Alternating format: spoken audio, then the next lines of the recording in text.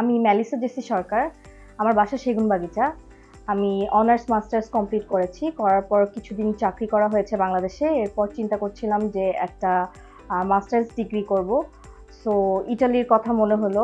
কোথা থেকে কার মাধ্যমে এপ্লাই করব বা নিজে সময়ের জন্য আসলে নিজে কতটুকু করতে পারবো এই কনফিডেন্সটা ছিল না। তো ভাবলাম যে কোনো কনসালটেন্সি ফার্মের হেল্প সিক করি।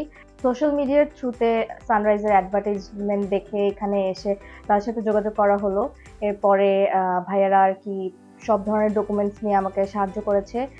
তারাই বেশ কিছু ডকুমেন্টস গুছিয়ে দিয়েছে আর বাদবাকি আমি আমারটা ম্যানেজ করেছি।